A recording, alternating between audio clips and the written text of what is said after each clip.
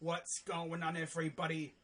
Crazy Dog back with my Browns Chargers Week 5 recap as the Browns lose a heartbreaker to the Los Angeles Chargers by a final score of 47-42 in what was an absolute instant classic where, for the second time now, Baker Mayfield had a chance to lead us down the field to win the game, and we came up short. Now, in that Chiefs loss, he was moving us down the field. We were looking good. And then he was trying to throw a ball out of bounds. He got hit. Ball got picked. In this game, they just really couldn't move the ball down the field quick enough. Like, doing like little dink and dunk passes and stuff. And, time was running out. And they had to just take YOLO shots deep and came up short. It happens, Of course, I feel like on that Hail Mary, they were kind of looking for pass interference, but refs don't usually call pass interference on Hail Marys. Only on some occasions, but there was some contact, but the refs were not going to call it there. Imagine if they did, though. Ooh, that would have been crazy. But nah, they didn't. But there was a lot of contact, though. Guys were falling all over the place. For real. Now, what really got me about that final drive, they didn't really try to get the ball to Odell. But that's not even what I'm more pissed about. That drive before the Chargers took the lead. What the heck was that? Where was Nick Chubb? 1. 2, what was that play call on 2nd and 10? And then running the ball on 3rd and 10? Kevin, what is up with you, man? Like, these last couple weeks, your play calling has been doo-doo. You're lucky for you, the defense was able to clamp down when it mattered the most. In this game, the defense was hurt to crap. It seemed like every play, somebody from the Browns was getting hurt. I feel like everyone who was on the injury report this week got hurt at some point. I believe Denzel Ward did not return to the game. Now, some of them did return. But Denzel, I don't think, did. And A.J. Green had to step in, and for the most part, he did all right. I'm not going to be like that salty douchebag that freaking blames the refs for the loss, because it's not really on them, although they did have a part in it. Especially with that DPI on 4th down, that would have given us the ball back, and who knows what would have happened after that. But, yeah, they did have a hand in it, but it's not all their fault, because our defense blew some coverages in this game that really pissed me off. As you could probably tell by watching my stream. I got heated. Blatant miscommunications in the secondary. That cannot happen. Like, Mike Williams was feasting on us because of that. That alone, he's not amazing, but he straight up feasted because of miscommunications. Dude was wide open a couple of occasions. It's crazy, Now, what really got me, as well, apparently it's legal to hold Myles Garrett now. Apparently. I swear the tackle could have him in a chokehold, holding him hostage. Refs won't call it. Now, if we touch somebody, it's a flag. We make a little bit of contact, trying to play the ball. Oh, flag. But they can essentially assault Myles Garrett. Okay. Yep. Sounds about right to me. But yeah, our defense just could not get stops when it mattered the most. Essentially, the 4 big factors to us losing this game. Kevin Conservative Stefanski. Yeah, that's my nickname for him. Let's be honest. He gets very conservative when we have a lead in the second half. Very conservative. Lucky for us, like I said, these last 2 weeks, our defense was able to clamp down and we had no problems. This week, no. That second to last drive was a big example of how conservative he is. You cannot trust your defense that is beaten up. You got to take the bull by the balls and get that first down. And use Nick Chubb, too. Yeah. But yeah, another factor, Jamie Gillen. What happened to you, dude? The Scottish Hammer has gone soft. dude was able to boot him deep. Well, he's lost his boot. Dude's out here kicking freaking 40 and 30-yard punts.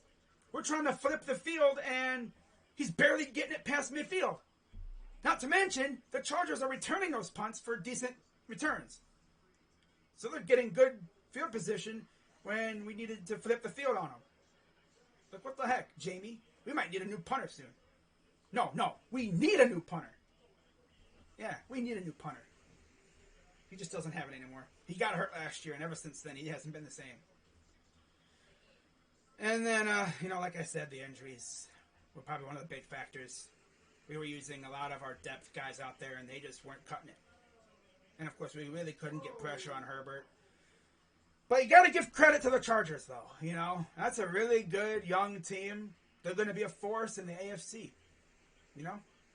I mean, they're not the Anthony Lynn Chargers that we all know and love. Now, I swear, if Anthony Lynn was still their coach, we would have won this game. If Anthony Lynn was still their coach, we win this game.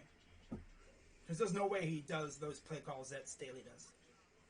Chargers fans should be blessed, Although it was really good to see the amount of Browns fans in attendance. I figured there was going to be a lot of Browns fans there. And there was. I think it was about, maybe 50% Browns fans. There was, almost even. Good amount of Browns fans there. Believe it or not, the Chargers might actually have a fan base in L.A. See what happens when you have a good team? People take notice. That's the thing. If you get good, people are going to take notice, and they're going to start rooting for you. It's the way they are in L.A., Might even switch some borderline, Rams fans to Chargers fans. Who knows? But yeah, the Chargers are going to be a force, as long as they can stay healthy. I think they gave us their injury bug. For real. But you look at Baker Mayfield's stats and everything, the dude balled out today. He does not deserve the slander. It goes all over the place. 23 of 32, 305 yards, 2 tutties, got sacked 1 time, and he had a rating of 122.5. And of course, this is coming off a game against the Vikings where he was horrendous. Balls were sailing all over the place. And in this game, it looked like his throws were very accurate. It's just on a couple of occasions, guys just could not bring him in. Anthony Schwartz, my dude. If he did not slow down on that deep ball, he catches that, and that's a big gain. Maybe even a touchdown with his speed. But I always heard he was very good at tracking the ball in college. Which is kind of weird. It's like, why are you drafting a receiver who can't track the ball? Okay. Maybe he'll get better at that, but that's now the second time where he's caused something bad to happen, pretty much. Because if he catches that ball, who knows? Maybe we score. But nothing beats that freaking just him stopping on a route, leading to an interception, which of course got our quarterback hurt. That's the worst part about it. Now, on the ground, of course, heading into this game, the Chargers had one of the worst rush defenses in the league. I think it was 29th in the NFL. And we ran for over 230 yards on 35 rushes. Nick Chubb, 21 carries, 161 yards, 1 touchdown. Kareem Hunt, 12 for 61 and 2 tutties. Baker had 2 carries for 8 yards. And then through the air, David Njoku, out of nowhere, 7 receptions, 149 yards, including a 71-yard touchdown after we gave up the touchdown. I think that was after the defensive pass interference call. Yeah. The call heard around the world pretty much because everyone on Twitter is talking about how that changed the game for them. The refs essentially gifted them a free touchdown after that, pretty much. If they don't make that call, we'll get the ball back. That essentially changed the game, But, got to rally, and that's what we did. Took the lead again. Peoples-Jones, 5 receptions for 70 yards. Higgins, 3 receptions for 29 yards and a touchdown. I actually tweeted, it would be dope if Rashard Higgins scored in Hollywood, because his nickname's Hollywood. So, yeah, that's pretty dope. I wonder if they saw my tweet. Kareem Hunt, 5 for 28. Beckham, 2 for 20. That's blasphemous. How do you only get Beckham the ball twice? Especially, you don't even get him the ball on that last drive. He's the guy that essentially won you the Cowboys game last year. I feel like you could get him the ball in some form, and he would make a play and do anything he can to get the first down, or maybe even try to score. It's just the way he is. He's always the threat to score. And then Chubb had 1 reception for 9 yards. Anthony Schwartz, like I said, 1 target. If he would have been running full speed on that route, it probably lands right in his arms, but he slowed up a little bit, and he just rounded up a fingertips length away from bringing it in. He actually had it on one hand, but he's not Odell, so he's not going to catch that. Fumbles, Malik McDowell recovered a fumble. That was pretty cool. Forced by Grant Delpit and Greedy Williams. Baker Mayfield fumbled, but we recovered it, so that was a big break, especially because David Njoku missed on a block of Derwin James, who had free reign right at the quarterback. Can't have that. In terms of sacks, only 2 sacks today. Myles Garrett got his 7th sack of the year, and Malik McDowell got his first career sack, so that's cool. No interceptions, and Schwartz was returning kicks today. 5 kicks returned for 109 yards. Demetric Felton had 2 punt returns for 17 yards. Chase McLaughlin was once again money from the kicking standpoint. 2 for 2 on field goals. 4 for 4 on extra points. And Jamie Gillen, 3 punts, 134 yards total.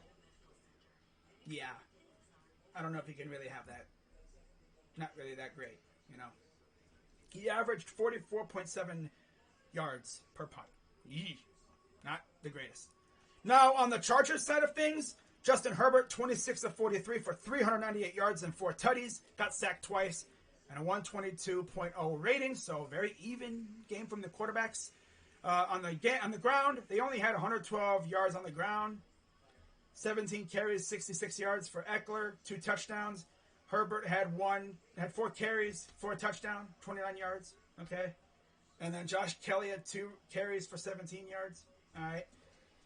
And through the air, Mike Williams, 8 receptions, 165 yards. Majority of that on his 2 touchdowns. I think other than those 2 touchdowns, he really didn't do much. Dude just took advantage of miscommunications. But that's what good receivers do.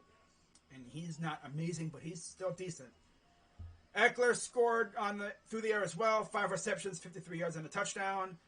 Donald Parham scored 2 receptions, 29 yards and a touchdown. Other than that, nobody else really did much. It's mainly Mike Williams, Keenan Allen, and Eckler. That's how they killed us, pretty much, the majority of this game. Yeah. And then they fumbled it once or twice, but we recovered one of them. And then they only got to Baker, one time? It's very impressive. Derwin James, who, like I said, had free reign to the quarterback because of a missed block by David Njoku. That's the only sack they got. No interceptions, and then they had Larry Roundtree and Nasir Adderley doing kick returns. Didn't get much out of kick returns. Punt returns, KJ Hill had 1 punt return for 12 yards. And then Tristan Vizcaino actually missed a couple extra points today. Yeah. And then punting, Ty Long, 3 punts, 159 yards. So, yeah. So, depending on what Baltimore does, we're probably going to end up still in 3rd, unless Baltimore, or most likely we're going to be in 3rd still. Because Baltimore wins, they're going to be 4-1. If they lose to Indy tomorrow, they'll be 3-2, just like the rest. So, yep, the only team that won in the AFC North as of right now is Pittsburgh. So they closed their distance to 1 game behind us and Cincinnati. And then we'll see what Baltimore does tomorrow. But, yeah, I mean, am I really mad that we lost? Yeah, a little bit. Because of how we lost. It's not because we lost. It's because how we lost. We literally should have won this game, but I mentioned the reasons why we lost. A little bit of ref ball, but it's just execution on the defensive side. And our conservative play calling on the offensive side. And our punter. We need a new punter. Did I say we need a new punter? Yeah, we need a new punter. But that 4th quarter was a thing of beauty in terms of, if you like, big games. Because they scored 26 points. We scored 15 in the 4th. We should have shut these guys down, but no, we couldn't. We just could not put the dagger in them. That's the problem, man. If you give a guy a chance, he could get you. You got to put the dagger in them when you have the chance. In the last couple weeks, we have been unable to do that. That's getting kind of concerning. You know? The last 2 weeks now, we've had bad play calling on offense. And defense bailed us out last week. They couldn't do it this week because they spent half the time in the freaking blue tent. Like, I swear, they were having a party in the blue tent this week. Like, sheesh. My God. And now we get to return home to face the Cardinals next week. Oh, boy. Facing Kyler Murray. That should be fun. Another scrambling quarterback. And DeAndre Hopkins. And Rondale Moore. And A.J. Green. Yay. James Conner. Woo. And a young stud defense. Nice. Should be fun.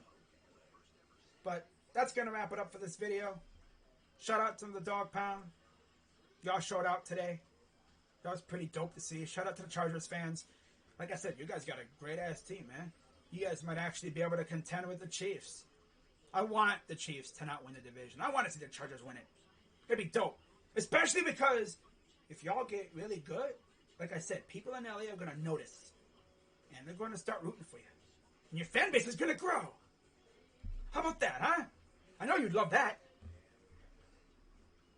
I mean, and of course, your San Diego fans would be like, oh, look at that. Our team's good.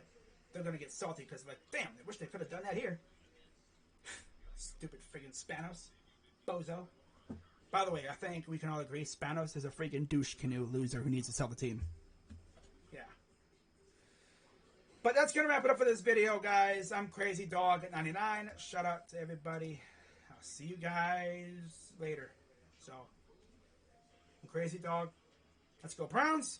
On to Arizona at home. 4 o'clock. Another start. Kind of middle afternoon. Lovely.